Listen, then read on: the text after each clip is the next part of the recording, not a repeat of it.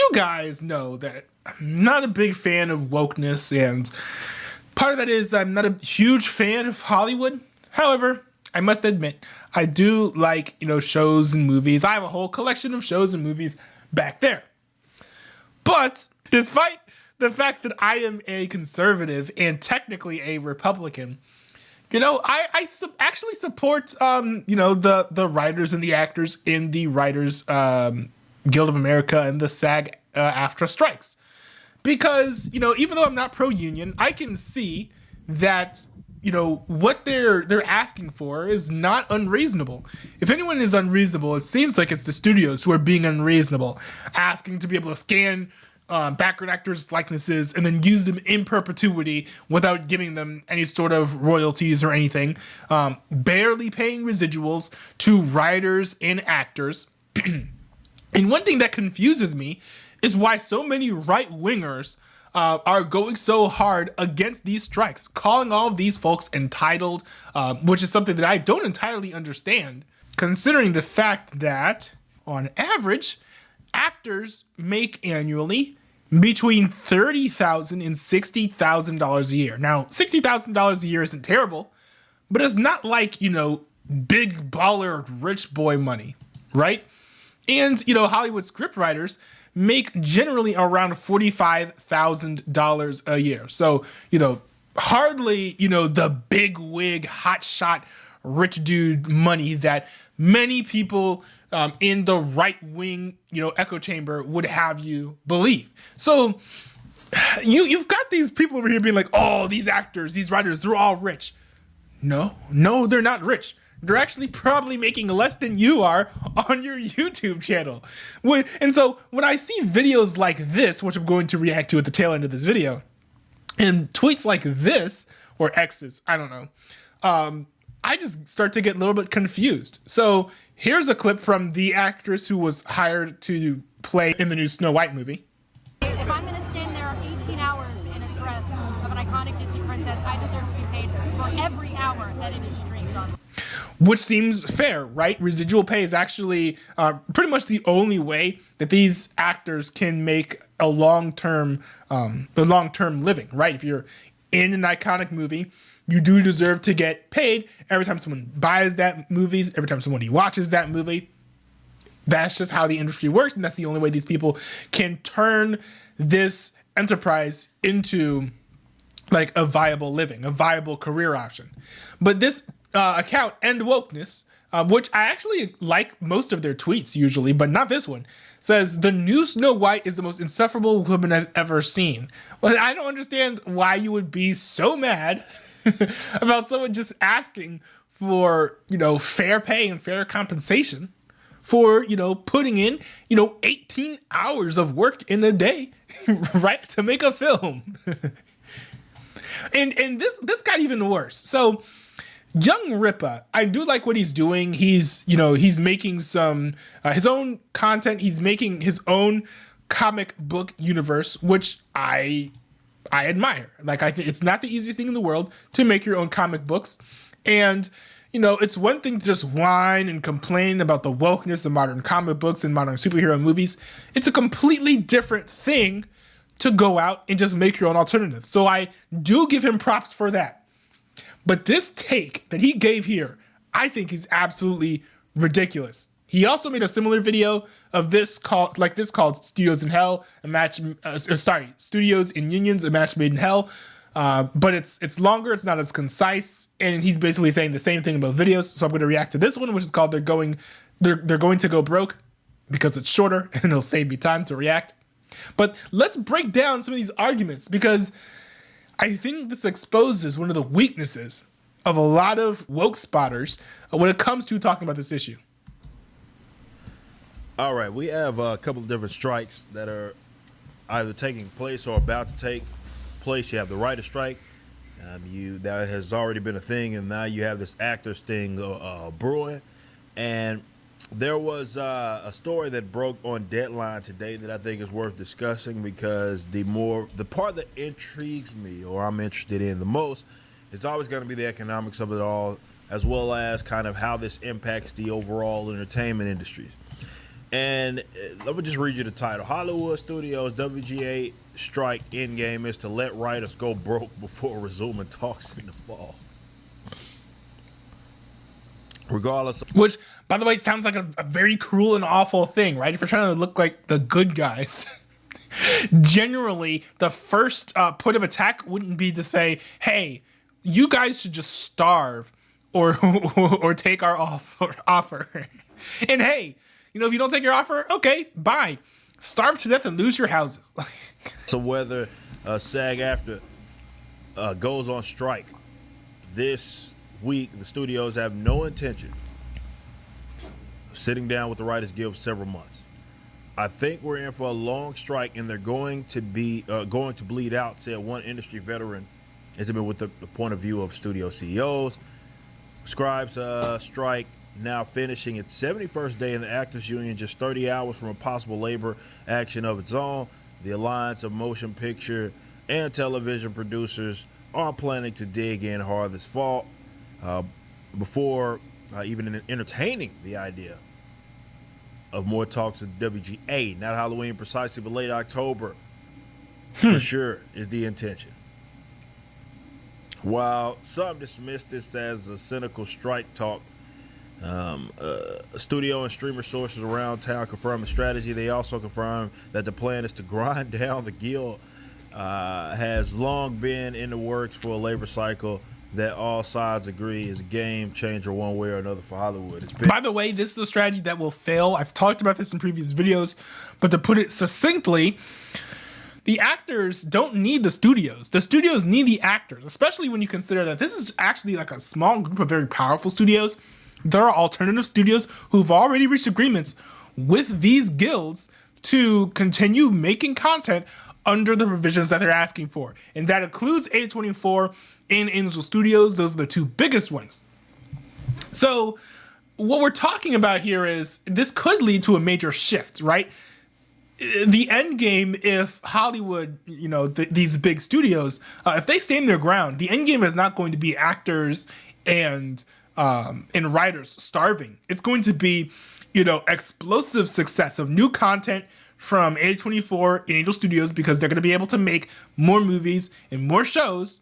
And then eventually, if demand keeps on building for these independent products, I think you're actually going to see new indie studios rise up to hire a lot of these, unhired actors and stuff who are unable to work for these major studios due to the strike.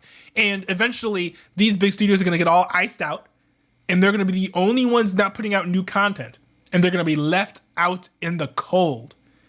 And they're going to be the ones starving. They're going to be the ones losing their houses, and they're going to be the ones crawling back to the actors and the writers begging to come to an agreement. And they brought this on themselves, right? It's easy to do this type of thing when you're the only game in town, but they're not the only game in town anymore. Been agreed to for months, even before the WGA went out. One executive said nobody wants a strike. Nobody wanted a strike, but everybody knew this was going to make a break, or this was going to make a break. Interesting.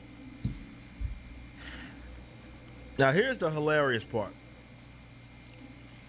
The end game is to allow things to drag on until union members start losing their apartments and losing their houses. The studio executive told Deadline, acknowledging the cold as ice approach. Several other sources reiterated the statement. One decided called it a cruel but necessary evil. So basically, it's stick it out until y'all are struggling and y'all need to get back to work is essentially what's going to happen. That's what they're reporting is going to happen. I don't know what's going to happen. I don't think you know. Nobody knows. We can only guess. But I do think this, though, at minimum, points to what I and other people have been saying. That this whole thing is going to fundamentally, I don't want to say change the industry, but it may weed some people out, because Hollywood in general has a budget issue. It does have a budget issue. And let me explain this. I don't know how many people are aware of this. The budget issue is coming from two things. And these are actually, in large part, studio decisions. But one of these things that is contributing to this issue is something that they're arguing about in the strikes. But it's two primary things. One, you have the studios trying to make content with these big name actors, trying to get like Sylvester Stallone to, be in like TV shows for like Amazon Prime and stuff. And two, you're trying to shoot at expensive locations. Those are the two things that tend to astronomically drive up the expenses of making, a piece of media. I think it also should be noted that I think if you're an actor, you probably get paid more for being on TV than doing a film, because you're shooting more scenes and stuff. I'm not 100% sure, but that's what I would presume. So there's that aspect to it too, where if you take a movie actor, a big name movie actor, and you put him on a show, it's gonna be more expensive, than just making a movie with that guy. At least that's what I would assume.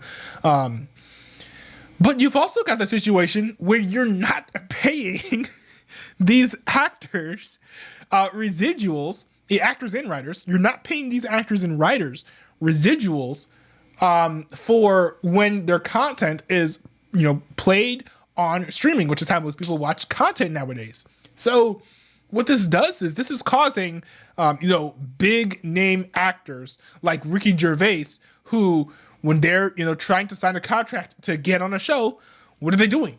They're asking for a whole lot more money up front, because they know that they're not going to see more than maybe like $500 at the end of the day when it comes to residuals, right? So they better get that money now, because they ain't never going to get that money later, which is kind of sad. It's driving up the cost, of these projects. And not only that, it is, if people don't like income disparities, right? And all that stuff,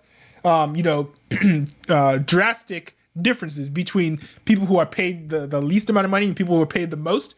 Well, this drives up the inequality too, because now you've got, these actors who are making about like, $30,000 per year. And then you've got these people signing like $100 million contracts to be a main star in this like streaming exclusive miniseries, right? When they easily could just settle for like 40 or 50 million, because they're still a big name, and then just live off of those perpetual royalties instead. But no, we can't have that. We can't be giving out royalties. And to an extent, right, I don't blame the studios, because where's the residual money going to come from? You're running this off of streaming services that don't have ads. And typically, when you look at cable television, residuals come from ad revenue. So if these studios want to give these folks residuals, they're probably going to have to, move to an ad-based model once again. Sorry, I got a little stun lock trying to explain this whole situation, but I just wanted to give you guys a clear picture of what exactly is going on here and why these shows are becoming extremely expensive. They're paying a lot of money. And I guess the question rather is where that money goes to, because the customers can't even see where all this millions of dollars that often get paid for these budgets are going. And Hollywood's kind of done themselves in with the type. If you're shooting at an expensive location, but it doesn't seem particularly distinct, and it's just like, oh, this just looks like a place with trees, then that's one place where the money is going to go. But again, a lot of the money is also going to the big name actors. The jobs it is, they have the unions, all that good stuff. So from the actors, the writers, the person that's for whatever reason getting a salary to lotion up a actress's legs or something, like, or getting paid for that, because there's always a job for the job, and that's really how the budgets blow up. But with the writers, it's not. It's not.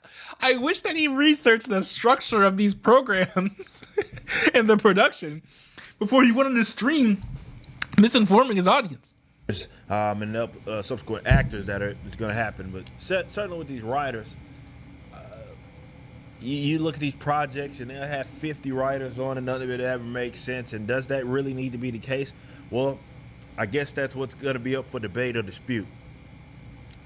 Either way, this wasn't sustainable, and now you have one side that felt as if they were deserving of a raise, if you will, of better conditions.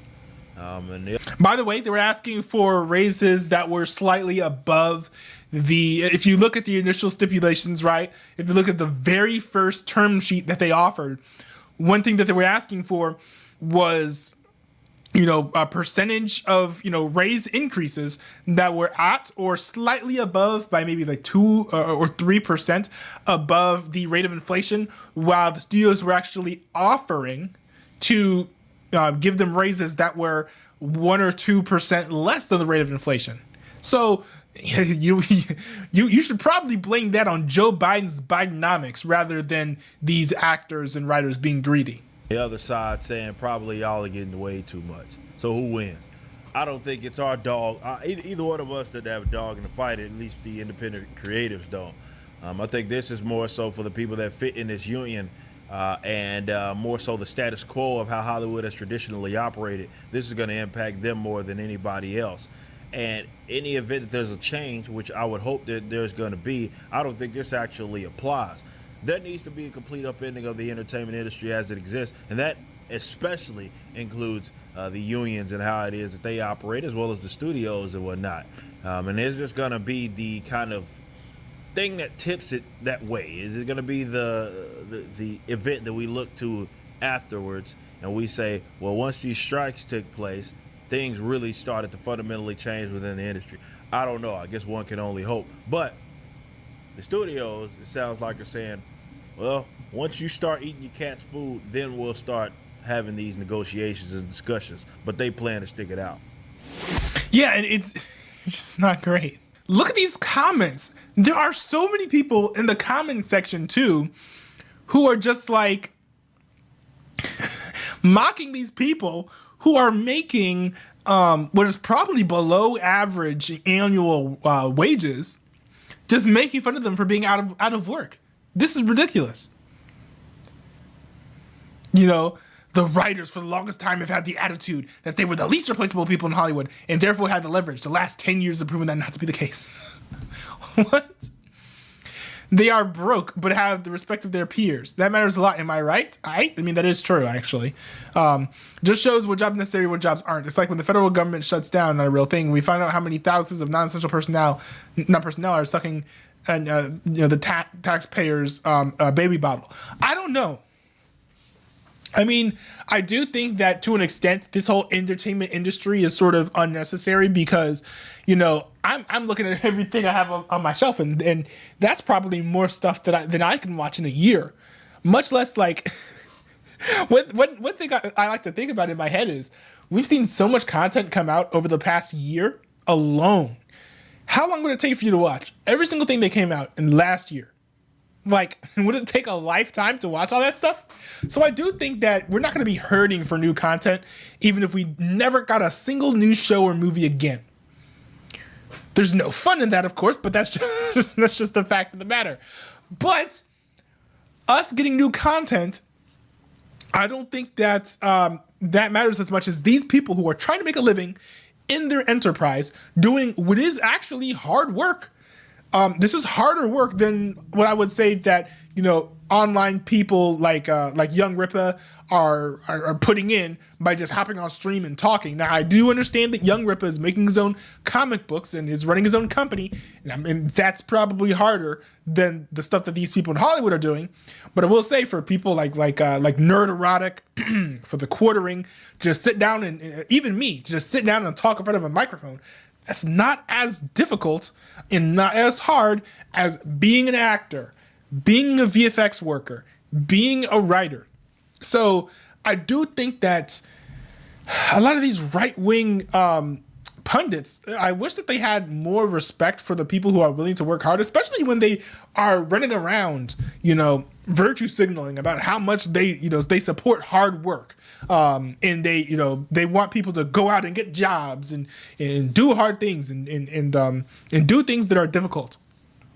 Jobs that not a whole lot of people want to do. And I know some people want to be actors and whatnot, but if you look at the amount of people in the population proportionally who are writers and actors, it's probably not huge.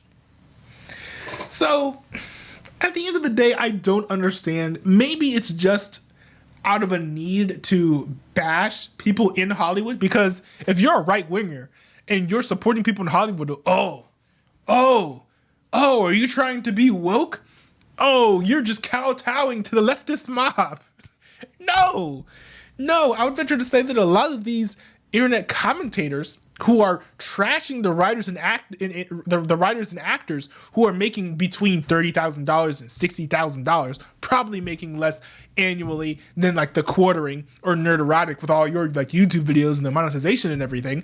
I don't understand how you're calling people entitled rich people who are making less than you annually. Like, that doesn't make any sense. That doesn't make any sense.